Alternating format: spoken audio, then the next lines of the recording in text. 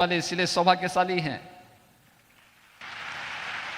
इन पूज्य संतों का आशीर्वाद आज तो आपको प्राप्त हो रहा है, सैकड़ों वर्षों से प्राप्त हो रहा है। और भक्ति से उपजी ये शक्ति ही दुश्मनों के दांत हमेशा खट्टा करती थी।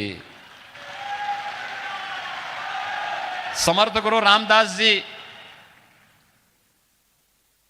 छत्रपति शिवाजी महाराज को यहीं से पैदा करते हैं। और छत्रपति शिवाजी महाराज पूरे भारत के अंदर उन्होंने जिस तेज को लहराया था, उस कालखंड में सोचिए, औरंगजेब की सत्ता को चुनौती देते हुए औरंगजेब को उन्होंने तड़पने और मरने के लिए ऐसा छोड़ दिया कि आज तक कोई पूछ नहीं रहा है।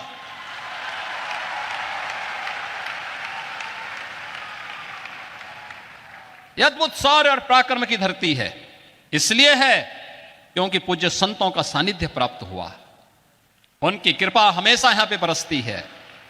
यहां के भक्तों ने अपने पूज्य संतों के सम्मान को जिन ऊंचाइयों तक पहुंचाया है, उसका परिणाम है कि शक्ति भी साथ साथ उनकी चलती है। और यह शक्ति का अद्भुत संगम छत्रपति शिवाजी महाराज के रूप में महाराष्ट्र के माध्यम से हम सबको देखने को मिलती है। यह मेरा सौभाग्य है कि जब मैं उत्तर प्रदेश में मुख्यमंत्री बना, आदरणीय प्रधानमंत्री जी ने जब मुझे दायित्व दिया तो मैं आगरा गया था।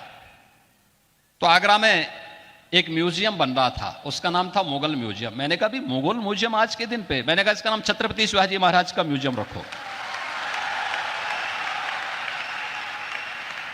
हमारा संबंध छत्रपति शिवाजी महाराज से है, हमारा संबंध मुगलों से नहीं है।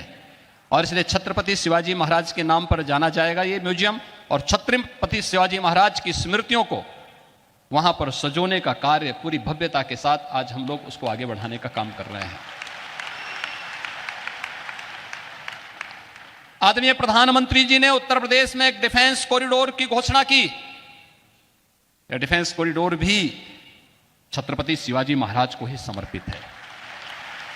भारत की रक्षा सेनाएं आत्मनिर्भरता के लक्ष्य को प्राप्त होंगी, इस दिशा में एक कार्य भी वहां हो रहा है। तो यहां पे तो शक्तियां भी जुड़ रही हैं और पूज्य संतों के माध्यम से भी भक्ति भी आपस में एक दूसरे का सानिध्य प्राप्त कर रही है।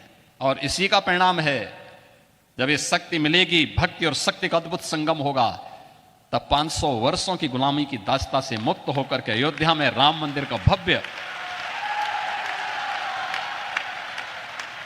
अद्भुत क्षण भी, वह अलौकिक क्षण भी हम सबको देखने को प्राप्त होता है।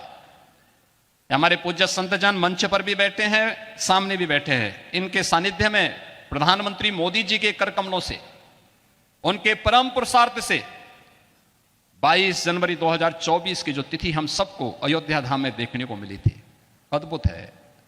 और ये नई अयोध्या, ये भव्य दिव्य और नव्य अयोध्या आप सबको भी अपनी ओर आमंत्रित कर रही है।